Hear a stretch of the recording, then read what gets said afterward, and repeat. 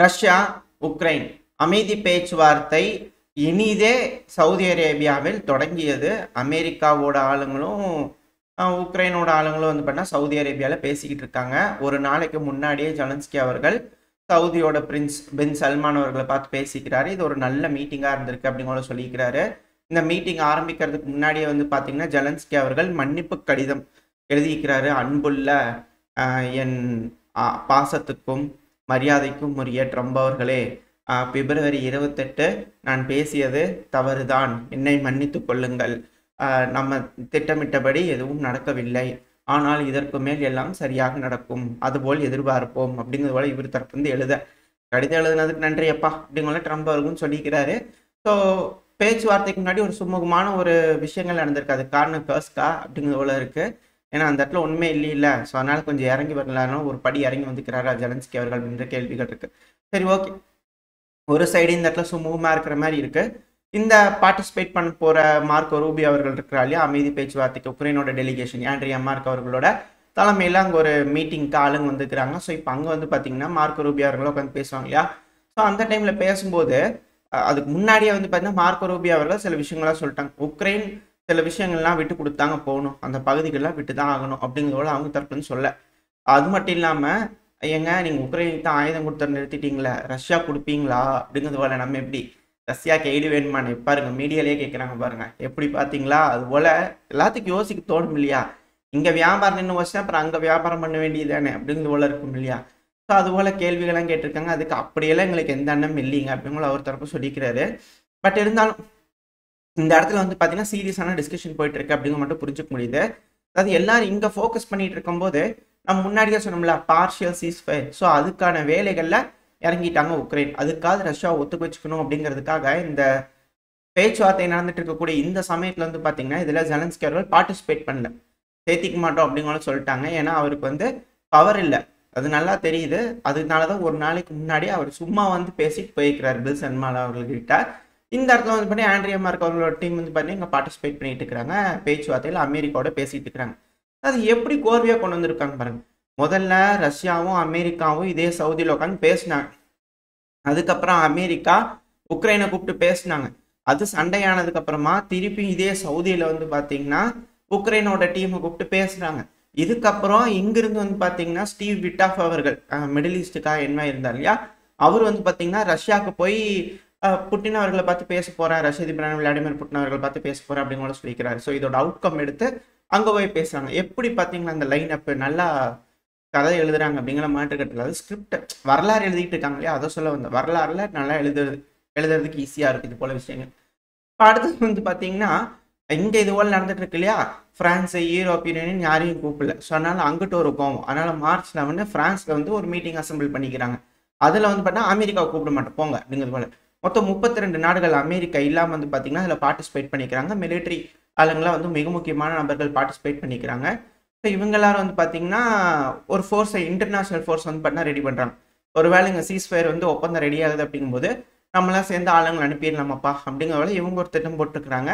இதுக்கு நடுவில் Geneva convention Switzerland இது போல் வந்து பீஸ் அமைதி பேச்சுவார்த்தை நடக்குது, சீஸ்ஃபயர் போகிறாங்கனாலே அதுக்கு ஒரு முறை இருக்குது. அந்த முறையை கையாளணும் அப்படிங்கிற 32 பக்கத்தை வந்து சப்மிட் பண்ணிக்கிறாங்க. அது ஒரு டூல் கிட்ட இப்படித்தான் இருக்கணும்ட்டு 10 கிலோமீட்டருக்கு பஃபர் ஜோன் இரு ராணுவத்துக்கு நடுவில், அதாவது பின்வாங்கிக்கணும் ராணுவம் 10 கிலோமீட்டர்ல வந்து பஃபர் ஜோன் போட்டு இருதரப்புலையும் உக்ரைனும் இருக்கணும் ரஷ்யாவும் இருக்கணும். ஸோ ஒரு கமிட்டி அரேஞ்ச் பண்ணி அந்த இடத்துல மானிட்டரிங் மிஷன் அரேஞ்ச் பண்ணுவாங்க. 5000 பேர்த்துக்கிட்ட வந்து பார்த்தீங்கன்னா பேட்ரோல் பண்ணி வைப்பாங்கன்னு ஒரு லிஸ்ட் ஆஃப் செட்டை வச்சு இந்த சீஸ்ஃபயர் இப்படி ஃபாலோ பண்ணலாம் அப்படிங்கலாம் யோசனை பண்ணிக்கிட்டு இருக்கிறாங்க. மேற்கொள்ளும் தரப்புலேருந்து இது எப்படி அதெல்லாம் ஆல்ரெடி செட்டு தான். ஸோ இதை போய் இது மட்டும் ஒப்புதல் வாங்கிட்டு வாங்க அப்படிங்கிற அனுப்புவாங்களா அப்படிங்கிறது தெரியல. இதுக்கப்புறம் வந்து பார்த்தீங்கன்னா மார்ச் 15 யூகேவோட ஸ்டார்மர் அவர்கள் வந்து பண்ண ஒரு கூட்டத்தை கூப்பிட்றாரு. அதாவது மார்ச் 13 விட்டாஃப் அவர்கள் வந்து ரஷ்யாவுக்கு போறாரு, அங்கே பேசுறாங்க. அதுக்கப்புறமா ஒரு கூட்டம் வந்து பார்த்தீங்கன்னா யூகேல வராங்க. எப்படியெல்லாம் பாருங்களேன் அந்த லைன் பாருங்க. முதல்ல இவங்க பேசுறாங்க, இந்த சவுதியில் ஒரு முடிவு வரப்போகுது உக்ரைனோட பேசி, அந்த முடிவை கொண்டு போய் இவங்க ரஷ்யாகிட்ட கொடுக்க போறாங்க அமெரிக்கா. ஸோ அமெரிக்கா அதில் பேசிட்டு இருக்கும்போது அந்த விட்டாஃப் அவர்களுக்கு தெரிஞ்சிடும் என்ன நடக்க போகுது அப்படிங்கிறது போல, அதை கொண்டு போய் யூகேவோட ஸ்டார்மர் அவர்கள்கிட்ட கொடுக்க போறாங்க. அதுக்கான மீட்டிங் இப்போ மார்ச் 11 நடந்திருக்கு. அதாவது உக்ரைனுக்குள்ள பீஸ் கீப்பிங் ஃபோர்ஸ் அனுப்பதுக்கான ரெடி பண்ணிட்டு இருக்காங்க மெஷர்ஸ்லாம். இப்போ இதே 11ஆம் தேதி இன்னொன்று ஹவுதி சொல்லியிருந்தாங்க இல்லையா, இதுக்கப்புறம் இஸ்ரேலோட கப்பல் எங்கள் பார்டரை தாண்டாதுங்க அப்படிங்கிறவங்கள அவங்க தரப்பு வந்து அல்டிமேட் கொடுத்துட்டு இருக்கிறாங்க திரும்ப திரும்ப. ஏன்னா யூஎன்னோட எய்டெல்லாம் இருக்கு இல்லையா, அந்த தண்ணி கரண்ட்டு இது எல்லாத்தையும் ஸ்டாப் பண்ணிட்டாங்க காசால. ஹமாஸ் தரப்புல வந்து கண்டனங்களை தெரிவிச்சிருந்தாங்க. ஏங்க இங்கே இருக்கக்கூடிய ஹாஸ்பிட்டல்லாம் ரொம்ப கஷ்டப்பட்டுட்டு இருக்குதுங்க, ஹாஸ்பிட்டலில் கரண்ட் வேணும், தண்ணியில் குடிக்கிறதுக்கு ஏகப்பட்ட விஷயங்கள் சொல்லிட்டாங்க. அது மட்டும் இல்லாமல் சீஸ்ஃபயர் 1 வந்து நீங்கள் எக்ஸ்டெண்ட் பண்ணுங்க அப்படின்னு இஸ்ரேல் தரப்பில் கேட்குறாங்க. ரெண்டாவது காரிடோர் இருக்குல்ல, அந்த பகுதியிலேருந்து பின்வாங்கணும், ரஃபா பார்டர் கிராசிங் அந்த பகுதியிலேருந்து பின்வாங்கணும். ஆனால் இஸ்ரேல் தரப்பு வந்து இல்லை பின்வாங்க மாட்டோம், அது எங்களோட கட்டுப்பாட்டுக்குள்ள தான் இருக்கும் அப்படிங்கலாம் அவங்க சொல்கிறாங்க.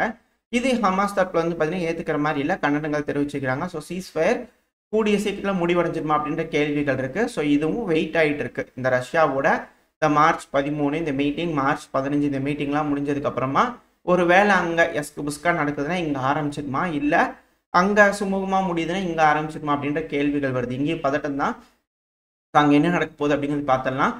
ஸோ சவுதி அரேபியாவில் பின் சல்மான் அவர்களோட செலன்ஸ்கி அவர்கள் பேசிட்டார், நல்ல முடிவுன்னு சொல்லியிருக்கிறாரு.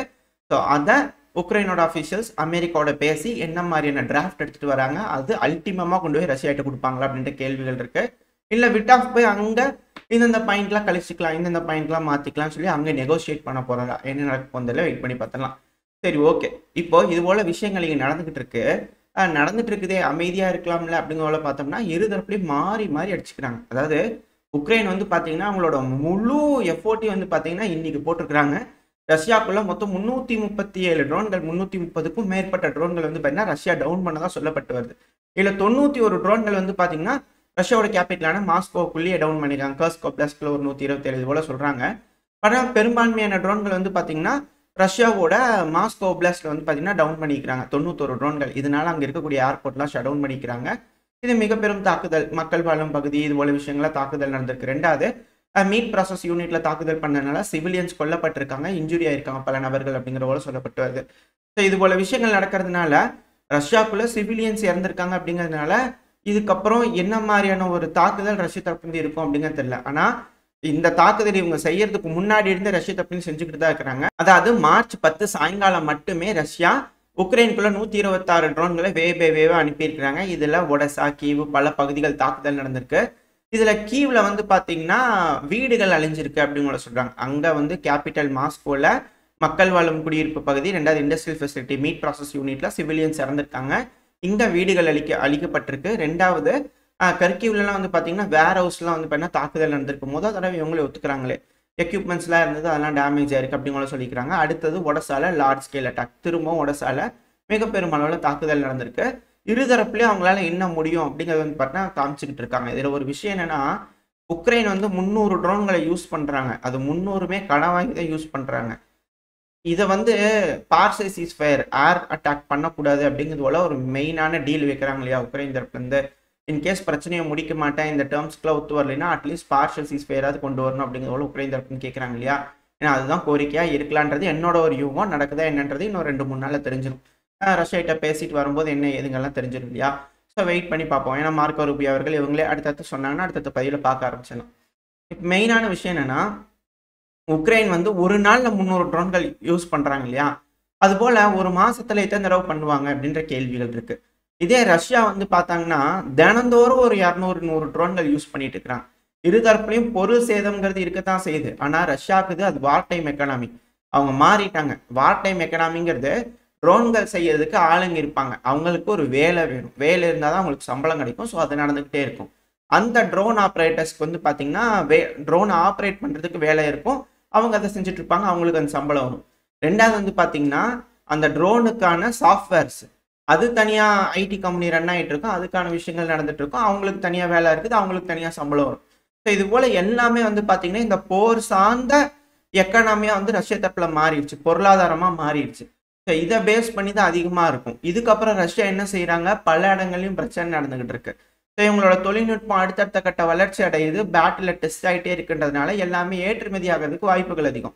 பல நாடுகளும் ரஷ்யாவோட டிஃபென்சிவ் தொழில்நுட்பம் வந்து பெருமளவில் லைக் பண்ணி வாங்குறாங்க. அதுவும் சவுதி அரேபியாலாம் பார்க்க முடியுது, பென்சிட் சிஸ்டம்ல பெருமளவில் வாங்குறாங்கன்ட்டு. ஸோ இது போல பொருளாதாரம் அப்படிங்கிறது முழுமையாக வந்து போரை நோக்கி போகுது, போறதுக்காக அர்ப்பணிச்சுட்டாங்க ரஷ்ய தரப்பு. ஸோ இதுக்கப்புறம் வந்து பார்த்தீங்கன்னா அதை ஸ்டாப் பண்ணி வார் டைம் எக்கனாமிலேருந்து மாற்றி ரெகுலர் மோடுக்கு மாற்றுறாங்க அப்படின்னா தான் அவங்களுக்கு பிரச்சனை.